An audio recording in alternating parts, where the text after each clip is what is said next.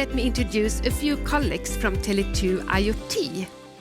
Cyril de Chanel, Managing Director at Tele2 IoT, and Linda Ekener Maggie, Sales Manager, Tele2 IoT. Warm welcome. Thank you.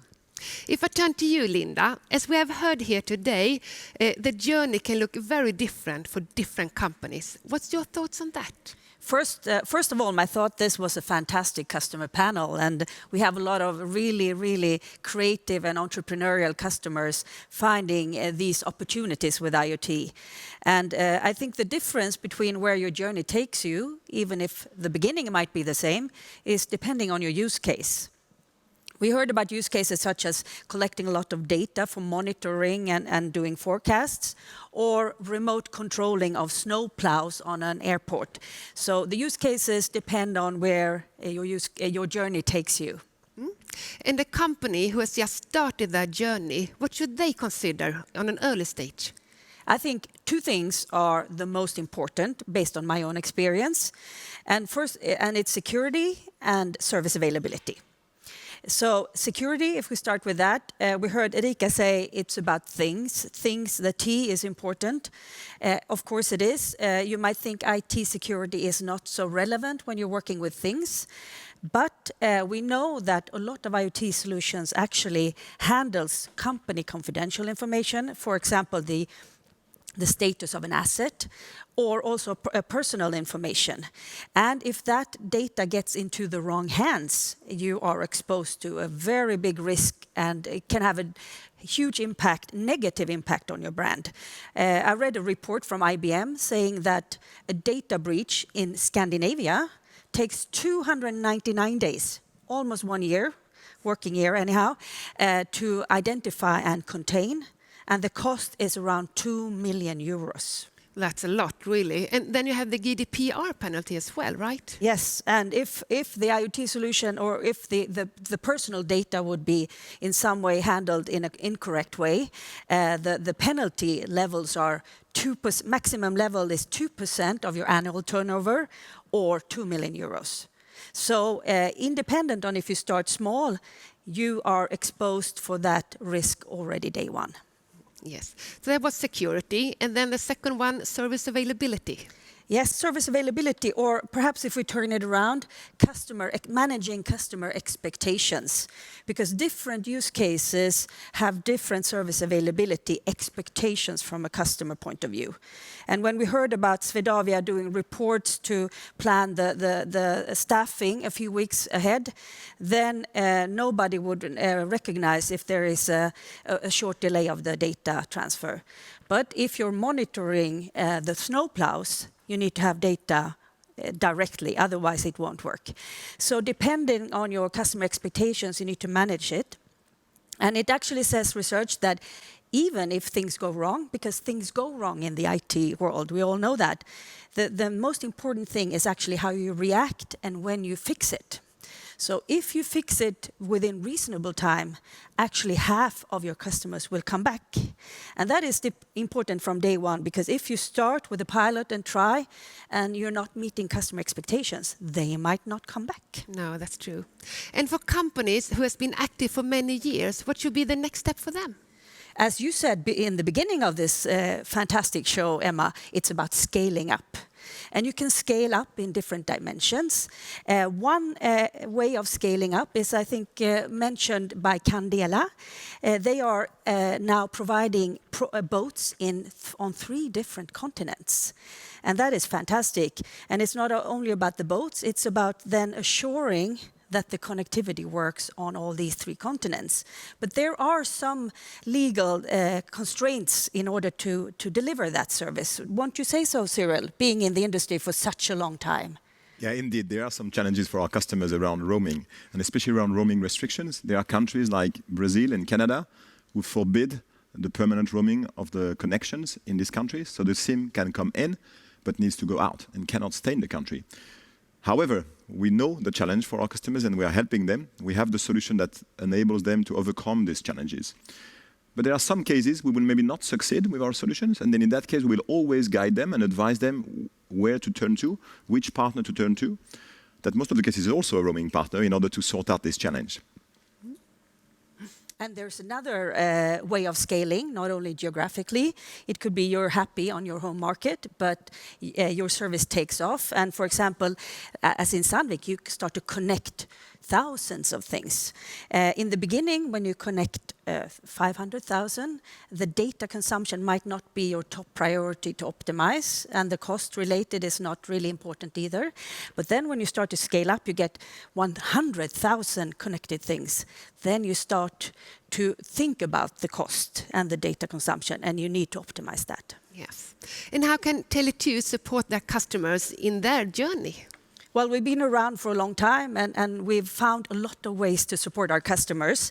If I start with the security thing, just as an example, if your solution includes some sort of company confidential data, we can help you to assure that it's not getting in the wrong hands with end-to-end encryption.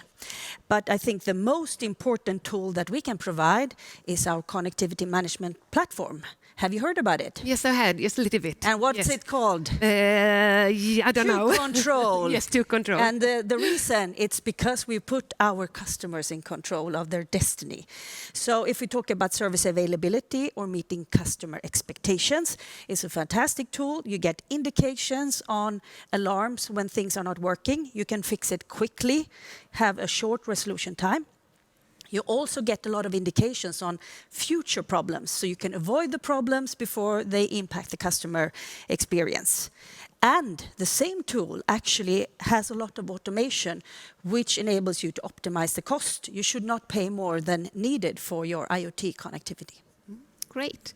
And if I turn to you, Cyril, you have done quite a journey yourself, been within the IoT space for more than 15 years, been at Tele2 IoT for 2.5 years, and since 1st of July, Managing Director at Tele2 IoT. So tell me, what's your take on Tele2's IoT journey so far?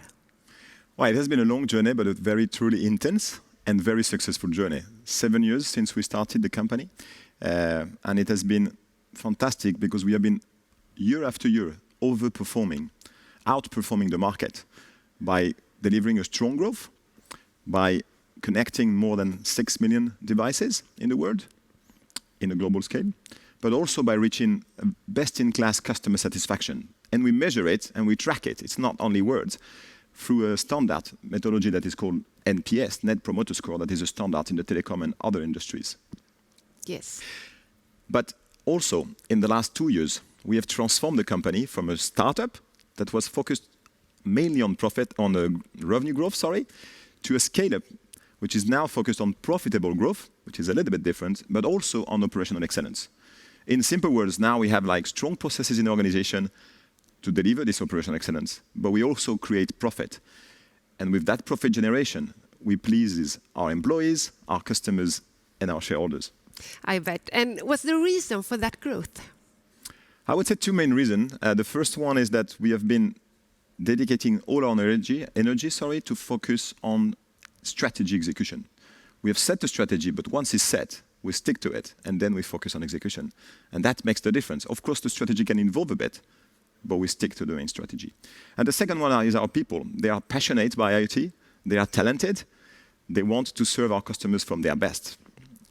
And along the past few years, we have developed a unique and differentiated connectivity service for our customers. And to be more concrete, I would like to highlight 4 differentiators we provide to the market. The first one is a more reliable network and a more resilient IoT architecture. The second one is the IoT dedicated network operating center that answers to our customers' issues in a global scales on 500 roaming agreement through a 24/7 organization where we have only IoT specialists answering to our customers. The third one is the flexible approach that we offer to our customers, knowing we always try to find the best solution and to adapt to their use case that Linda was talking about in order to serve them exactly at the level of their needs. And the fourth one that many of the players watching us today would be interested in is our global competitiveness. We cannot be successful without being competitive. And with the 500 roaming agreements we have in the world, the 180 countries that we cover, we can really be competitive and help our customers to be competitive as well. And looking ahead, what are the most exciting opportunities for Tele2 IoT in the near future? In the near future, because long term there are plenty, but in the near future I would say first is to excel in what we are good at. Because we have a great momentum, but we need to go for a greater momentum. So we need to do even better what we do. That's really exciting already in itself. The second one I would say is around technologies. We are bringing new technologies to the market to help our customers to deploy their IoT project. And we've brought this year a technology called EUICC or eSIM that allows our customers to overcome the challenges like roaming restrictions, we talked about it before, and some many other challenges. Also, they are not anymore locked with an operator like we are. They could, in the future, swap to another player, which unlock the market. But we also have some new technology coming in the next months, 5G for IoT. We already launched it in Sweden as a network, but we are going to launch it for IoT platforms. But also Cat-M technology, which is a low-power network, which allows to reach some devices that you could not reach before, as you've said. So it creates enormous possibilities for the market. And the third one is opportunity that I see is the combination between IoT technology and some other emerging technologies. You know, we have artificial intelligence, we have machine learning, virtual reality, augmented reality, blockchain, all these technologies, you see many examples on the web now, they are connected to IoT because you need to capture the data and then manage it. But there are many ways to capture and analyze and treat the data and take the benefit of it. So we are only at the beginning of a very exciting journey with all these technologies combining together. Yeah, it's really exciting. And you mentioned 5G. What impact will 5G have on IoT? I think 5G is really, really exciting, and as Cyril said, we are looking forward to enabling it in the IoT for the IoT solutions as well.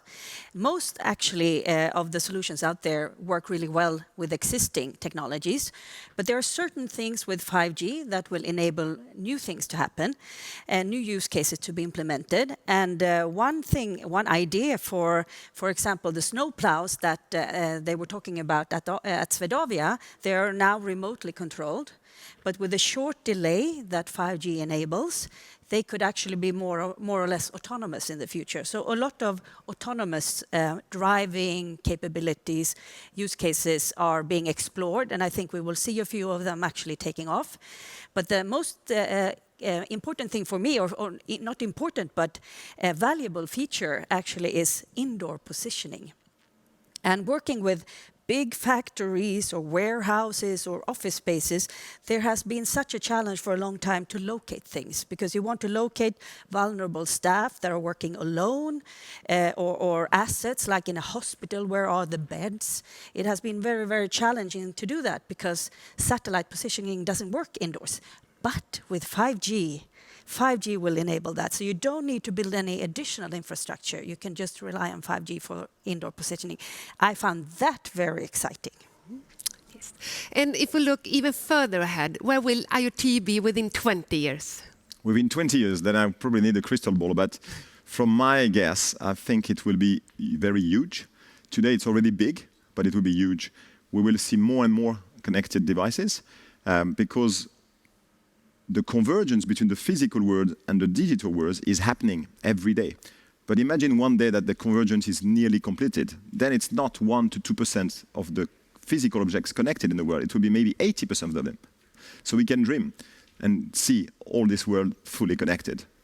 And will you be around in 20 years, Cyril, to see this all happening? In IoT, I think I will be, because 15 years and I'm still enjoying it every day. And I should retire around 20 years. So stay tuned. I may be still there in 20 years. We really hope that you will be here 20 years from now on. Linda, Cyril, thank you so much for joining us today.